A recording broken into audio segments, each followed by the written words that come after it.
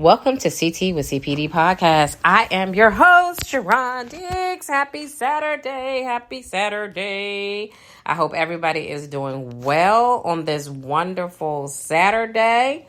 Welcome to CT with CPD podcast. Again, I'm your host, Sharon Diggs. Here we are 1 week into fall. It is Saturday, September the 27th. And I know I have not been here for a while. I've been out of pocket. And it dawned on me during my walk about a week and a half ago that I have been in what I call self-reflection mode. I'll share with you, because it's been since July since I've last posted, but I'll share with you that every July 1st, and I was actually going to do a podcast on this and I didn't get around to doing it, but every July 1st, and you can go back and look on my podcast, I typically do what I call for the previous years in 2022 and 2023, I've done podcasts where I call it the happy half a year. And happy half a year means is typically we're like 181 days, like we've made it through 1 year, and then we have another 184 days to complete that year. And typically I take that time to self-reflect on what's serving me, what's not serving me in my life, financially, mentally, physically, emotionally, spiritually, as well as personally. And this year, I have themed it that the half year theme was for myself was to have a winner mindset and to think like a winner for the remainder of 2024. And we're getting so close. We got almost 3 months. Like this September is literally over. So we literally only have 3 months left. And so I titled it, think like a winner for the rest of the year, have a winner mindset.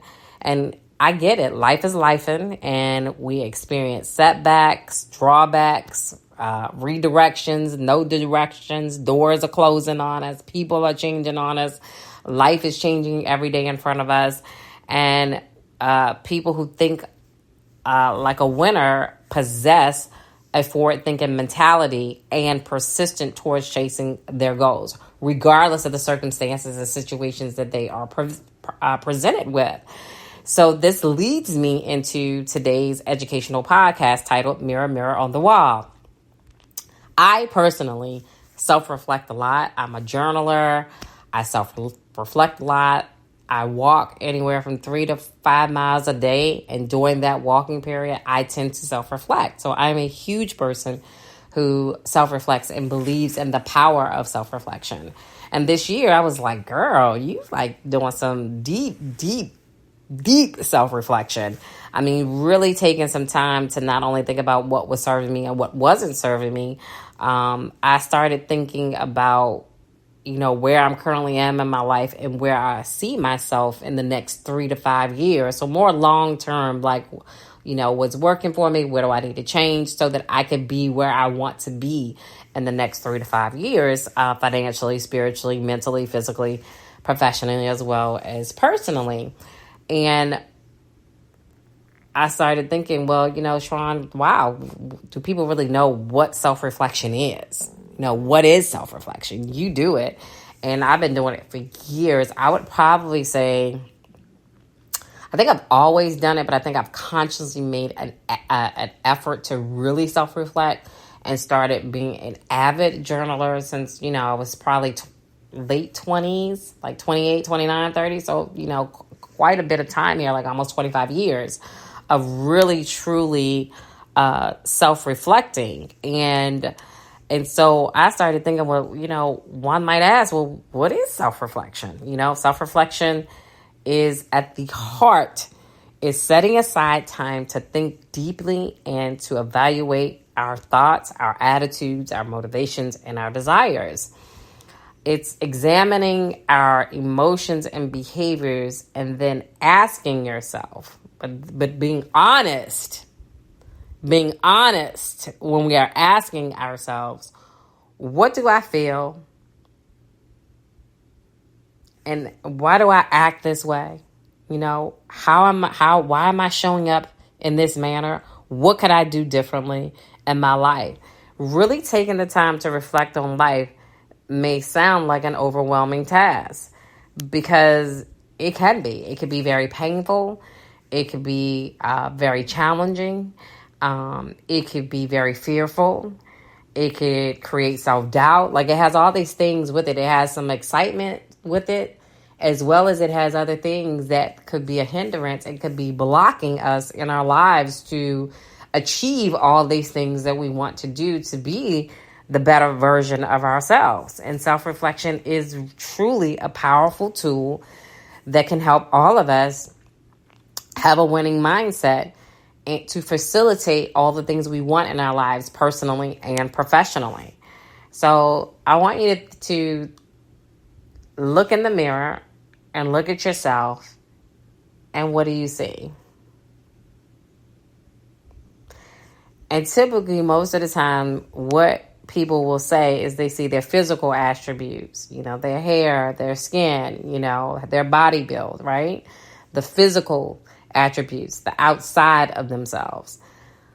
But are we really looking, when we're looking in that mirror, are we looking inside ourselves and seeing our behaviors, our actions, our thoughts, our emotions, our feelings, and our life decisions and life choices? Are we really, truly looking at that? Because when to me, a part of that physical attributes really shows up on what we're doing on the inside, and what we're working on the inside shows up on the outside. I'm just saying, it shows up on the outside, as well as can cause some things inside where mentally, do we become depressed? Do we have anxiety? Are we taking care of our inside body parts because we're not truly having those self-reflection moments where we're really dealing truly with the deepness of ourselves? And so it leads me to, which I always say, this would not be a CT with CPD podcast if I did not share a did you know fact.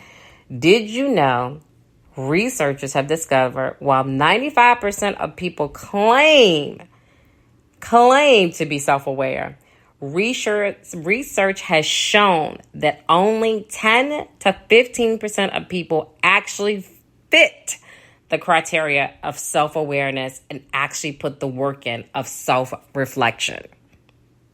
10 to 15%. Okay? So we're walking around with about 85 to 90% of people truly aren't really being self-aware of who they are because we aren't practicing self-reflection. And it draws me back to, I did a podcast, I believe a year ago, Me Versus Me. I Am My Only Competition was the title of that podcast.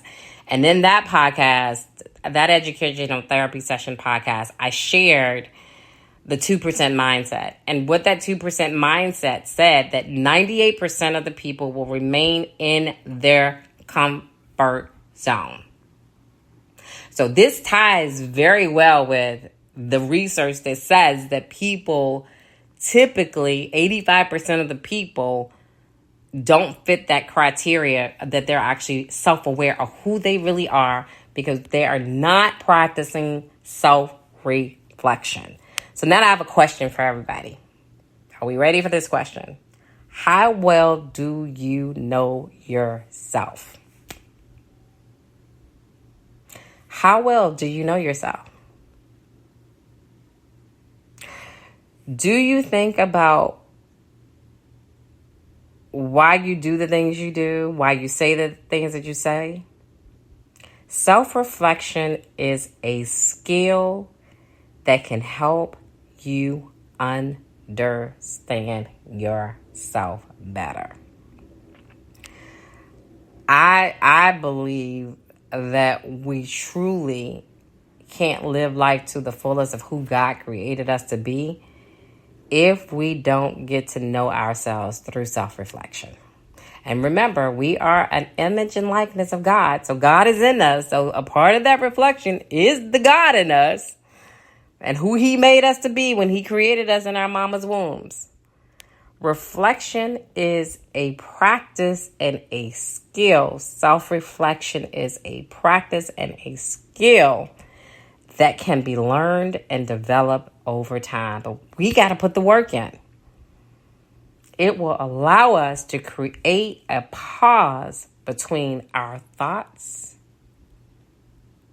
and our emotional responses and actions. And I say reactions. So actions, reactions.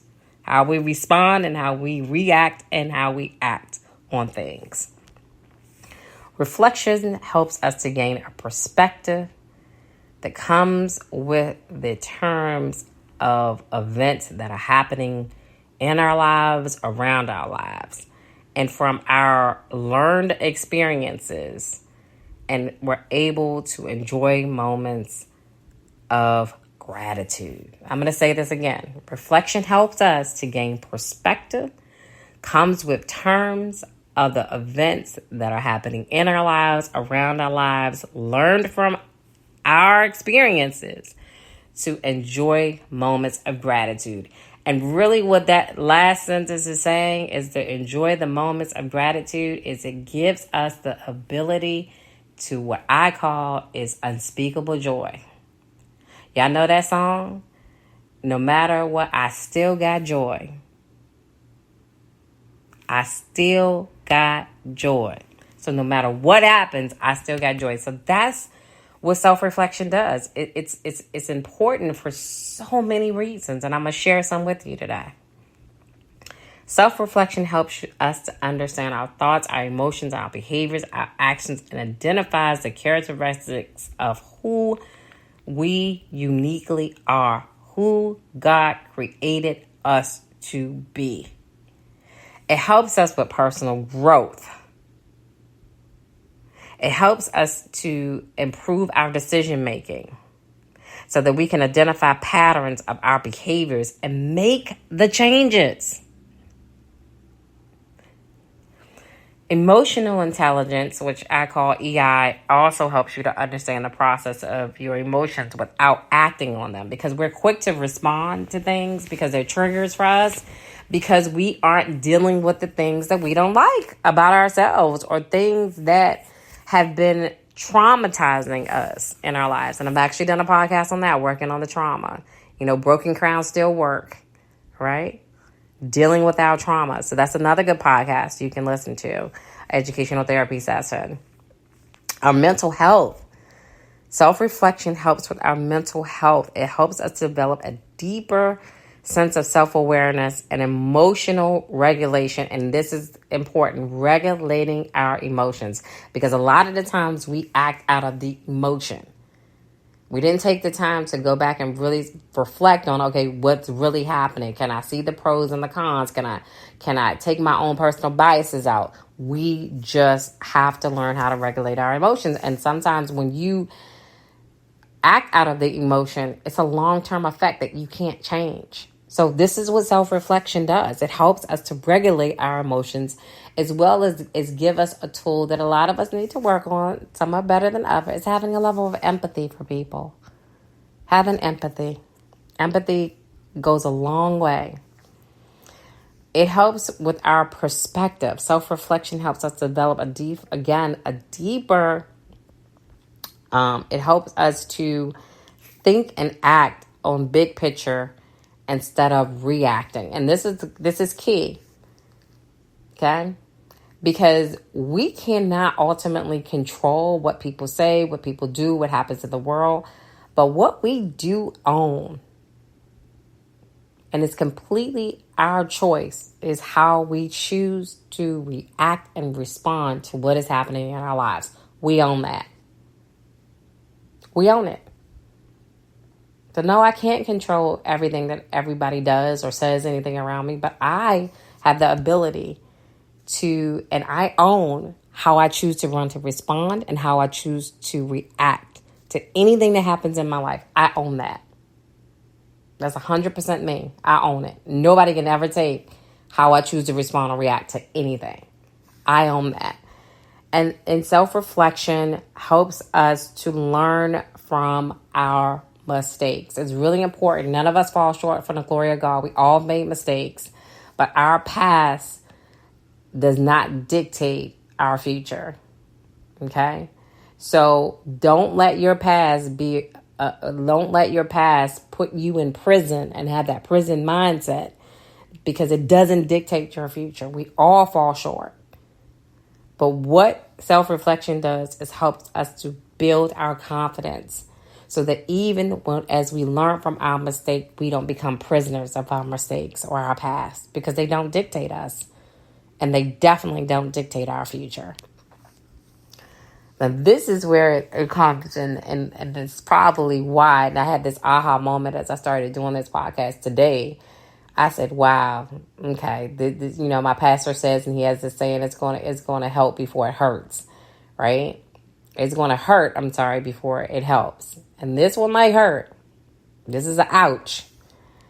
Self-reflection helps with greater accountability. And I started thinking to myself, why do people not self-reflect? Like I said, I've been self-reflecting for years, and that's just who I am, and to be a better person every day, right? But people don't want to be held accountable, because accountability, I have to deal with when I wrong somebody. I have to deal with when I didn't tell the truth. I have to deal when I didn't make the best decision, or when I didn't step out on faith and make that move. That level of accountability doesn't always make us feel good about ourselves. And accountability holds us accountable. Holds us accountable. It holds yourself accountable to yourself. And people don't like it. It's uneasy. It makes you feel uncomfortable. And uncomfortability, to me, is pushing you to grow. And the only way you can grow is outside your comfort zone. And the level of having accountability will help you do that. It will help you to evaluate your actions and recognize the personal responsibilities. And it helps you, again, hold yourself accountable for the goals that you want to achieve. Even if it's a small goal, a win is a win, And sometimes I feel like we don't hold ourselves accountable out of fear, out of self-doubt, what somebody told us. And again, people's perception of you is not the perception of who God created you to be. And we have to get out of being so social media, keeping up with the Joneses and worrying about what other people think, and really, truly digging deep and understanding the power of self-reflection. Don't underestimate the power. There is true power in self-reflecting. Yes, self-reflection involves being present with yourself and being intentional with yourself, and intentionally focusing on your attention on your true, honest thoughts and feelings and actions and emotions. Okay? I thought about this too, and I'm not going to sidetrack, but I saw a TikToker who talked about people who really don't know what their emotions are. They'll just say, I'm sad. And sad is such a broad statement. And so she presented, and you can Google it. It's called the emotional wheel. And what that does is it'll have the word sad, but it will link it to all these other feelings, so you can truly know what emotions you're really having. Because a lot of the times we say we're sad, but we can't dig deeper to really understand what we're really what is the sadness. And so if you get an opportunity, Google the emotional wheel. I think it's a really good tool to help in the self-reflection process. And active self-reflection helps us grow to understand, like I said, who we are. I personally, for me, and this is just me, I do morning reflections every day. Like I said, I journal. When I walk, I typically walk 3 to 5 miles, and I reflect a lot as I'm walking. I am a true self-reflector. And sometimes I got to watch myself, and this is, again, in self-reflection, I overthink. And so I have to cut myself off. But that has helped me to not overthink things, because I self-reflect. And I'm being honest about how I'm showing up, and being honest with myself. I'm not always liking, some of the things or some of the decisions, the choices, or how I'm feeling. But self-reflection helps me to move through them to get to a better place. And so I'll say this, I'm just a woman who wakes up every day knowing that I'm not perfect, but I see the beauty in who God created me to be inside and out. And every day I wake up and I make a choice. And that's one goal, is to always be better than I was the day before, better than I was yesterday, to be the better version of myself each and every day, to work to be the best version of myself, right? I am a continuous work in progress. I always say, and I tell people this, I'm under construction. I'm always under construction because I feel like I should not be the same person I was 10 years ago, 5 years ago. I should be growing. So I am always under construction. So I am a continuous work in progress, to become the best version of myself each and every day. I'm just here to unapologetically be who I am and be who God created me, loving me and doing me with all my flaws and all through this journey called life. And as active self-awareness helps us to grow to understand who we truly are, what values we truly believe in and what we don't believe in. You know, what boundaries we'll set for ourselves, what we will tolerate, what we won't tolerate, what we will accept, what we won't accept. Like, it is truly work. It is truly work, but it is the most rewarding work you will ever do. It helps us to, again, not only what we believe in and but also why we think and act the way that we do, to help us to choose better if we're acting in a way that isn't in a way that we shouldn't be acting in, So I'm going to be honest with you. Self-reflection is a true humbling process. It's a very humbling process. However, it's essential to find out why we think the way we think, why we say the things we say, why we do the things that we do, so that we can better ourselves in becoming the best versions of ourselves. I'll put it to you this way. Life is like a mirror. It reflects back what you project into it. And so what I've come to realize is we have to be okay that we're going to be unapproved by others, because we are pre-approved by God. Did you hear that? When we look into the mirror, we have to realize and accept and be okay that we are going to be unapproved by others. But just know each and every day that we are pre-approved by God. We were created in an image and likeness of God. We are true masterpieces of Him. So what everybody else thinks and says should never matter when you look into that mirror. You have to remember that. Self-reflection, once you become aware of who you are in a better position to make changes that you need to improve your overall life. Mentally, spiritually, emotionally, physically, financially, personally, professionally, your life, as well as those loved ones and people in your lives, in your circle, that you allow in your circle. Self-reflection helps you to steer your thoughts and emotions and behaviors. And this is key, in a healthy direction.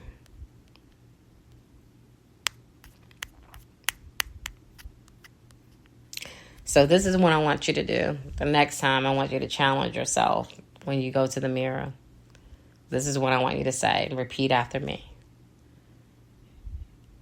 Dear you, or dear self, I'm making peace with the mirror. And as I make peace with this mirror, I'm going to watch my reflections change.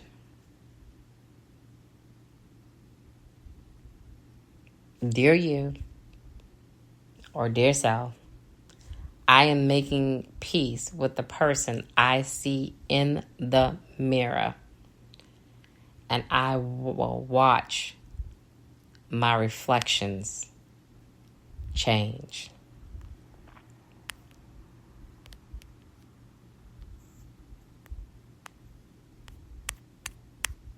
Until we meet again in our next educational therapy session, I want you to know